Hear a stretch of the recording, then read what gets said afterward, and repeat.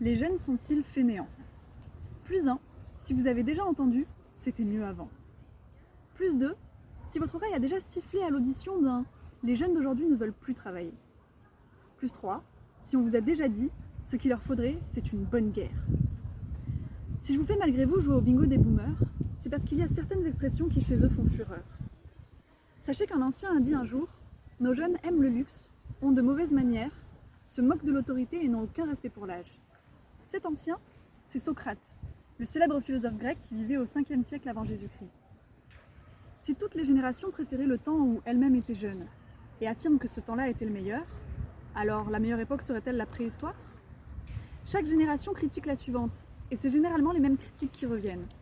Alors la vraie question, ce serait plutôt « devient-on fatalement un vieux con ?» Cela fait plus de 2500 ans que ça tire à balles réelles sur la jeunesse. Et sur quel fondement?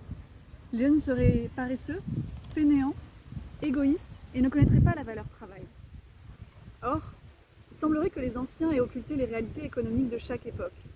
Alors qu'eux ont pu profiter des 30 glorieuses, les opportunités d'emploi décent pour les jeunes sont peu nombreuses. Dans les années 70, on avait le CDI plus facile. Le taux d'emploi précaire des jeunes est passé en 30 ans de 17 à 52%. Bonjour la multiplication des CDD, de l'intérim, des jobs très flexibles pour un salaire pas plus élevé, et même le diplôme ne nous protège plus de nos jours. Face à la réalité de leur situation précaire, j'aimerais un jugement moins sévère. On accuse toujours les gens de ne pas vouloir travailler, mais on ne se penche jamais sur les conditions de travail, sur la manière dont les entreprises, voire tout un système, traitent les salariés. Horaires découpés en restauration, le secteur de l'animation et du social payé au lance-pierre.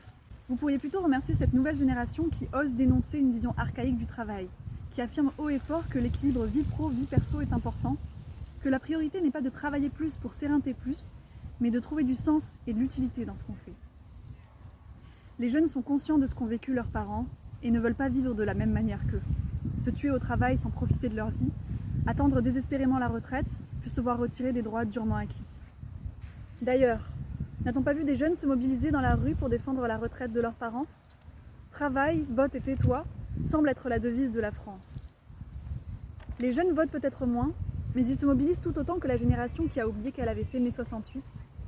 C'est un festin d'hypocrisie, et devant le plat de leurs idéaux, les plus vieux jeunes. Les urnes et les syndicats n'ont pas le monopole de l'engagement. La rue, les réseaux sociaux sont autant de lieux qu'investissent les jeunes pour défendre des causes et dénoncer l'esclavagisme moderne ou le réchauffement climatique. Les jeunes ne sont pas fainéants, c'est l'État qui pour eux fait néant. Il y a une très belle campagne d'Amnesty International qui titrait « Les jeunes, pour les heures sup, il n'y a personne, mais pour le climat, c'est debout toute la nuit ». Ou encore « Les jeunes, on leur fabrique des vêtements pas chers, et au lieu de dire merci, ils luttent contre le travail des enfants ». Les personnes âgées se sentent peut-être vulnérables parce qu'elles ne travaillent plus, et ont donc besoin de réaffirmer leur place. Mais pourquoi se sentir obligé de dénigrer les autres pour se valoriser soi? N'y aurait-il pas un peu de jalousie face à la jeunesse? Avouez-le, vous êtes envieux. Mais prenez exemple au lieu de montrer le mauvais. Moi, je pense qu'à travers nous, c'est de plus d'insouciance dont les adultes rêvent. Coincés dans le passé, ils se réinventent leur amour frivole, leur oisiveté choyée, l'absence de contraintes et du quotidien routinier. Mais c'est fantasmer la réalité des jeunes qui ne sont pas toujours plus insouciants qu'eux. C'est oublier qu'être étudiant demande d'aller en cours chaque jour, de bosser le soir, de passer des examens. C'est oublier qu'être jeune, c'est aussi pour beaucoup être précaire, ce qu'a mis la pandémie de Covid en lumière. Adolescence, période charnière, tenter de trouver ce que l'on veut faire. Peut-on vraiment en vouloir à ces jeunes gens de chercher leur voie, leur identité, leur projet? Le problème en fait, c'est la stigmatisation des générations. Si on arrêtait de taxer de fainéants les jeunes, on aurait moins peur de les embaucher. Est-ce que vous nous entendez dire « L'État a besoin de sous et ça ne veut pas travailler jusqu'à 67 ans ?» Eh ben vous abusez pas un peu, bande de feignasses? C'est quoi ces vieux égoïstes qui ne veulent pas travailler plus longtemps? Alors, si vous cessiez de véhiculer vos idées dépassées, peut-être que vous pourriez partir à la retraite plus tôt et qu'on pourrait vous remplacer. Trop souvent critiqué, trop peu écouté, traité d'immature alors dans le silence on se mure. On dit qu'ils rêvent trop de gloire, mais c'est juste qu'ils cherchent leur chemin dans ce brouillard. Merci à ChatGPT pour celle-là. Il semblerait qu'il y ait une guerre intergénérationnelle entre deux groupes qui gagneraient à se valoriser. Les jeunes comme les vieux souffrent de stigmates, de précarité et de solitude, voire de dépression. Chaque génération devrait mieux se considérer afin notamment de déconstruire les préjugés qui leur collent à la peau. Ailleurs dans le monde, les personnes âgées sont vues comme détentrices de sagesse et d'expérience. Et dans d'autres discours, les jeunes sont la vitalité et l'avenir du pays.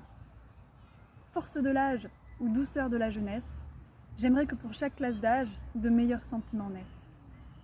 L'assignation à la fainéantise empêche de belles avancées. Je rêve qu'un jour on s'entraide pour mieux avancer. J'ai cette lueur d'espoir, cet avenir en lequel j'ose croire.